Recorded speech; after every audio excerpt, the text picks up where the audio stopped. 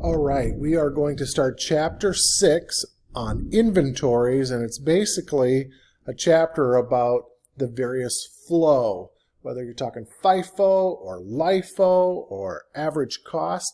Number 3 is our first, and it's on FIFO. First ones in are your first ones out. So it says determine the cost of goods sold for each sale and the inventory balance. So on 6.3, they tell us what our beginning balance is here, 120 units at $39 a piece, and then they sell some, so that's in our cost of goods sold column. They sold 90 units. They're not asking for a sales dollar, they're talking about cost.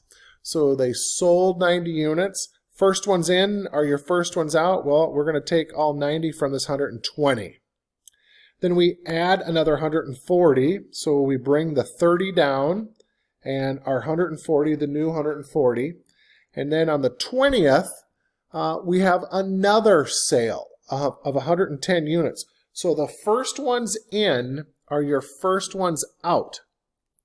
Well, that means we will get rid of all of these 30, right? So those 30 go, first ones in are your first ones out. We are selling 110 units, so we need 80 more to get to 110. That 80 is coming from those 140. 140 minus the 80 leaves you with 60.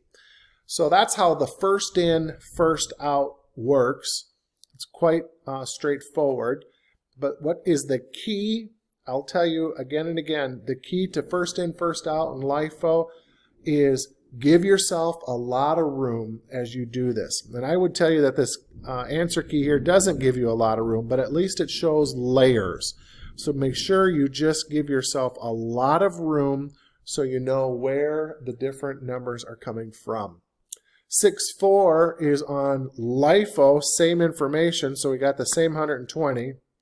Last ones in are your first ones out. Well, they sold 90 again, so it's going to come from that 120. That leaves you with 30. Then they purchased another 140, same scenario as last. This is where it changes. So they sold 110 units. Last ones in are your first ones out.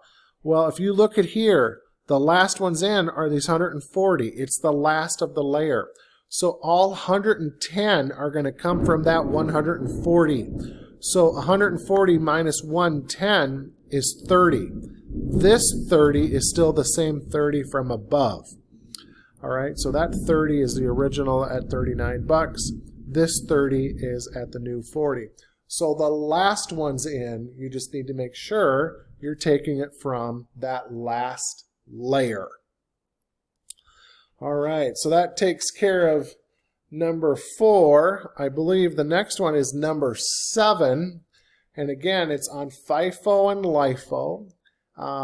And it just says here, the firm uses perpetual inventory. There are 6,800 units of the item on hand at the end of the year. 6,800 units. So if we are to first do letter A, first ones in are your first ones out, you're going to be left with the last ones that you purchased because your first ones in are gone. So if you look, there are, let's look here in number 7, first ones in are your first ones out, 6,800 units. Well, the last ones in came in at $192. So if you look at your text, the very last one there, second purchase was 192 bucks. So all 6,800 is going to come from that purchase. Now, letter B, it says last ones in are your first ones out. Last ones in are your first ones out. Now, this gets a little bit more tricky, but we can do it. So the last ones in are your first ones out. So the last ones in were 16,000 units at 192 bucks. They sold 14,000. So what's left? 2,000 units. Right here, that's your 2,000 units at 192. Now let's go up again. First purchase, 15,000 units at 185, and then that next sale they sold 13,000. Well, the difference between that 15 and that 13 is 2,000 at 185. 6,800 is what we need to get to. So the beginning was 8,100. They sold 5,300 units. So now we're left with basically our last 2,800 units at, if you look at there, what was that price? 180 bucks, the very beginning inventory. So last ones in are your first ones out. Is truthfully probably the most involved of all three, because it's layers. And the problem is if you don't get rid of everything, then you're going to continuously add new layers. So that last one in is your first one out. But if you don't sell all of that last purchase, you're going to create layers, because then when you buy again, that's the first ones to go. So a perfect example would be the last ones in are your first ones out, I would say, like Menards. And you look at their lumber. Every time they buy lumber, they just put it back on the top of the pile. Well, that top of the pile is the first ones to go out.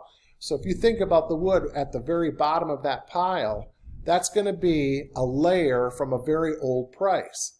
Because as long as you don't let the inventory go completely out to zero, you're always going to be adding layers. When you see it getting low, you add another purchase. Then you see it getting low again, you add yet another purchase. So last one's in, first one's out will create the most layers, provided you don't let it go completely out. So you add up those three, and that gives you the answer for letter B. What is the total cost of the ending inventory? $1,258,000. Number 8, it's weighted average. Weighted average. So the key to weighted average is knowing what you need to calculate. So the firm uses the weighted average cost method with a perpetual inventory system. Determine the cost of goods sold for each sale and inventory balance. Well, January 1, they had 10,000 units at a cost of 75 bucks for $75,000. They sell 8,000 units. No big deal. We take that 75 from here and we get 600. That leaves us with 150. This is where it changes. They purchased 18,000 units. You must do it in this order. They purchased 18,000 units. They had 2,000, so you put that in there. That's step 1. Step 2 is look at the total cost of that purchase. 1,395 plus $150,000 gives you this $1,545,000. Step 2. Then you can calculate that number, the average. 1,545,000 divided by 20,000 units gives you 77.25. That is average, weighted average. Pretty straightforward. Notice there's no layers. It's just one layer. Or I should say no multiple layers. It's all one layer. But the key is this first, second, and you back into 77.25. Then when they sell one, you're going to use that weighted average. Then again, here's another one. October 20th, they purchase. So what do? You look at 5,000 plus 7,000 and you get 12. 561, 750 plus 386, 250, 948. 948 divided by the 12,000, you back into the $79. That is by far the easiest, as long as you know the steps. Which do you do first? Which do you do second? So that pretty much takes care of the exercises for FIFO, LIFO, and weighted average. The next video we'll do the problems doing the same.